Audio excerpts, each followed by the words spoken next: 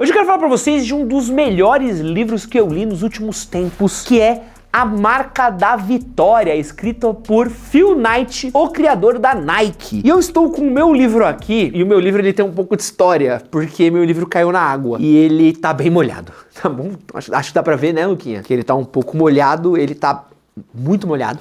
Como eu fiz um podcast contando a história da Nike, ele tá com algumas anotações, e aí pra não mostrar esse livro daqui, eu vou mostrar a versão em PDF, que eu li aqui no meu iPad também, tá? Que aí fica mais fácil de eu mostrar e ficar menos nojento. Mas eu li esse livro daqui, a galera sempre pede pra eu trazer indicações de livro, pra eu falar. Esse vídeo daqui é um vídeo que não é comum pro canal, mas eu gostei tanto, eu me identifiquei tanto com esse livro daqui que eu quero falar um pouquinho sobre ele. Pra quem não sabe do que é esse livro, ele é a história da criação da Nike pelo ponto de vista do Phil Knight, o criador da Nike. Mais especificamente, ele conta os primeiros anos da Nike, né? Então ela conta ali a época que a Nike era Blue Ribbon, quando o Phil Knight teve os primeiros passos dele para criar a Nike, de quando ele teve a ideia de vender tênis japoneses nos Estados Unidos, de quando ele estudava em Stanford, até quando ele fez a IPO da Nike lá na década de 80. Então aí, basicamente, são os 10, 15 primeiros anos aí da Blue Ribbon, Nike, as primeiras grandes decisões da marca, os primeiros grandes lançamentos e as primeiras grandes confusões nos quais eles se meteram. E conta um pouco da relação do Phil Knight com o Bill Bowerman, que era o sócio dele,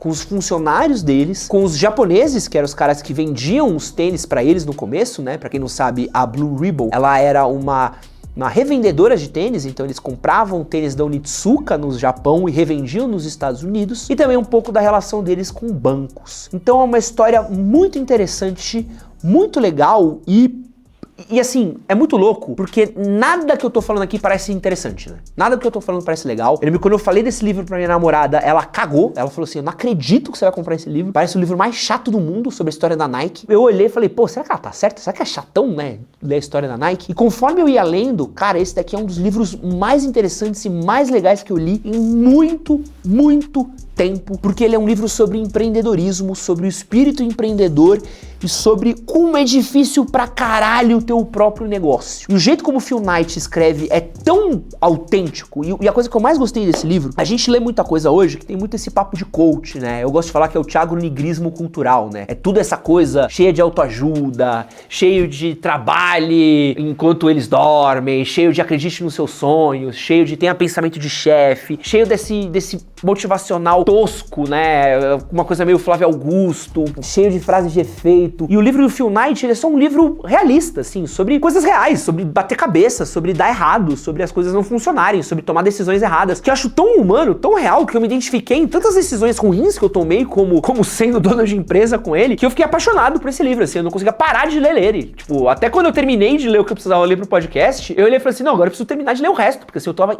encantado por esse livro. Aliás, eu vou deixar o livro aqui na descrição do vídeo, o primeiro comentário fixado, eu altamente recomendo esse livro daí. Pra quem quiser conhecer, pra quem quiser ler, tem versão em Kindle, tem versão pra você comprar também física, você pode comprar uma sua, não deixe cair na água, que nem eu deixei, tá? Ele não é à prova d'água. Pô, eu tô muito triste, porque foi muito caro, mano. Ai, tomara que seque algum dia. Pra quem não me conhece, meu nome é Edson Castro, seu melhor amigo na internet, sou jornalista, apresentador. Se você não é inscrito por aqui, se inscreve no nosso canal. Não é comum eu fazer resenhas de livro aqui, mas eu quero muito falar desse livro aqui porque eu me identifiquei muito com esse livro. Fazia tempo que eu não via ou consumia uma coisa que me fazia muito querer falar a respeito como esse livro, tá? De novo, eu li esse livro daqui porque eu escrevi um podcast sobre a história da Nike e eu achei muito foda, cara. Eu fiquei apaixonado pelo jeito como o Phil Knight fala, eu me identifiquei muito com ele. E tem uma coisa no jeito como ele tá contando a história da empresa dele, de como ele criou tanto a Blue Ribbon como a Nike, que a Blue Ribbon se tornou a Nike, que é o jeito como ele vai contando das cagadas em que ele faz, né? Então, em determinado momento, ele tá falando um pouco da relação dele com o Jeff Johnson, que foi o primeiro funcionário dele, né? E ele simplesmente não sabe lidar com o Jeff Johnson. Ele não sabe lidar com o funcionário dele. E ele fala como ele não consegue lidar com o funcionário dele. E esse funcionário dele era muito bom. E ele fala, cara, eu tinha um funcionário muito bom, que era um cara incrível, é um cara que salvou minha empresa várias vezes, só que eu não sabia lidar com o funcionário, eu não sabia falar com ele. E ele é muito franco sobre isso, assim. Eu nunca vi um dono de uma empresa falar assim. E pra quem já teve empresa, pra quem já teve negócio, é muito comum você não saber lidar com um funcionário, você ser ruim. E até mesmo o Phil Knight fala várias vezes, tipo assim, pô, eu não sabia lidar com pessoas, eu era ruim com pessoas. A franqueza dele em diversas decisões, assim, é muito louca, assim. E os perrengues que ele passava com o banco. Então, ele conta várias vezes uma cagada que eles fizeram, que eles eram, tipo assim, apesar da Nike ser muito bem sucedida desde o começo, como o Blue Ribbon, eles não mantinham muito patrimônio líquido na empresa. Então, o que eles faziam? Todo o dinheiro que entravam, eles reinvestiam na empresa e eles iam pedindo sempre mais empréstimo dos bancos. Então assim, eles compravam 300 pares de tênis, ganhavam dinheiro, pegavam esse dinheiro, pagavam o que tinha que pagar, depois eles pegavam mais um empréstimo no banco, compravam 1000 pares de tênis, pagavam quem tinha que pagar, depois pegavam mais um empréstimo no banco, pagavam o empréstimo, depois pegavam, sei lá, mais 10.000 pares de tênis. Então eles estavam sempre se pagando e pegando mais um empréstimo, se pagando e pagando mais um empréstimo. Então eles começaram a se tornar um risco muito grande para os bancos, porque a galera que pagava os empréstimos dele olharam e falaram assim, gente, vocês estão a um dia da conta não fechar. Né? Vocês estão a uma decisão aqui da conta explodir. E aí de como ele tinha que lidar com o caixa da empresa, acho que já teve que lidar com o caixa, o próprio jeito como o Phil Knight tem que lidar com o Onitsuka, que era o fornecedor deles, e tem várias tretas do Onitsuka atrasar a entrega, fazer a entrega errada, ele tem que bater cabeça, deles não conseguirem se acertar, e de ter ameaça, ele tem que rebolar pro Onitsuka para as coisas funcionarem, e o próprio espírito meio inovador que tinha na época, né? Porque assim, a grande sacada da história do Phil Knight, da Nike, dessa época daqui que eu senti, é que eles eram quase meio hippies, assim, velho. Tipo,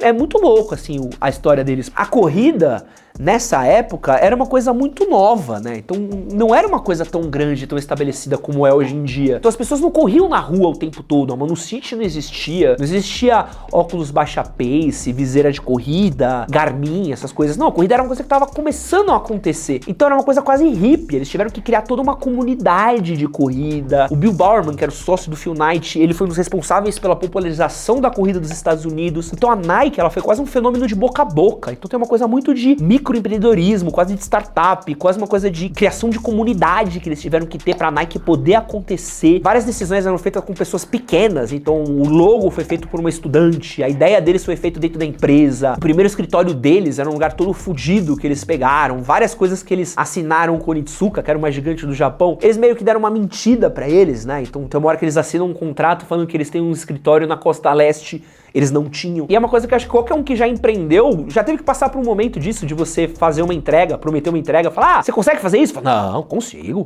consigo. E aí você fecha o contrato, chega no teu escritório e fala, irmão, prometi que eu vou entregar uma parada, não tenho a menor ideia de como eu vou entregar, mas a gente tem que resolver isso daqui. E aí o Phil Knight, ele é tão franco sobre isso, e o que me pega é assim, é a fucking maior marca de material esportivo do mundo, que é o criador dela, e você vê um cara tão honesto sobre a criação da marca, sem bullshit, sabe? Sem o thiago-nigrismo cultural, sem frase de efeito, sem ter essa coisa de trabalho enquanto eles dormem, sem ter essa coisa de coach, mas falando assim de perrengue. Pô, uma hora ele começa a falar que ele abandonou os filhos, assim, é muito louco, cara, sabe uma coisa que você... Sabe coisas que você não fala? Ele fala que uma hora ele deixa a mulher com um filho recém-nascido pra ver uma corrida. Tipo, uma coisa que não, sabe? Que a galera ia transformar numa história motivacional, ele não. Ele fala, eu fui um péssimo pai algumas vezes, né? Porque eu precisava tocar Nike. É muito real, é maluco. Você fala assim, é isso, né? Porque todo mundo que já empreendeu, que já teve um negócio, teve uma hora que você já se sentiu um péssimo filho, um péssimo pai, um péssimo namorado, um péssimo marido, um péssimo irmão, um péssimo dono de cachorro, né, Tobias? Mostra o Tobias aqui. Tobias tá roendo um brinquedinho dele, gente.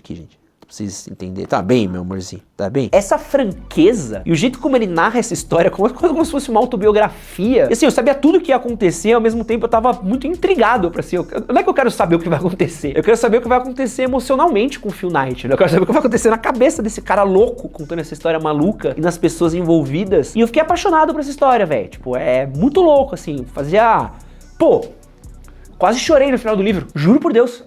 Sabe, de você olhar e falar assim, na hora que chega no final do livro, eu falei, caralho, sabe, tipo, yes, sabe, você virar e falar assim, pô, vencemos o Phil Knight, sabe, de você olhar e falar assim, foda. E porra, é a Nike, tá ligado? Ninguém precisa comemorar nada pela Nike, a Nike já é gigantesca. Puta livro, assim, cara, se você tem um pequeno negócio, se você tá começando a empreender, ou você já empreende há algum tempo, a marca da vitória do Phil Knight é uma leitura maravilhosa, divertidíssima, incrível, você vai se reconhecer em um monte de coisa, tem um monte de drama de quem tem empresa, de quem tem funcionário, de quem paga a conta, de quem tá empreendendo, recomendo muito. Você já leu esse livro? Comenta aí pra mim o que você achou, e se você quiser ler, link na descrição do vídeo, no primeiro comentário fixado também. Valeu!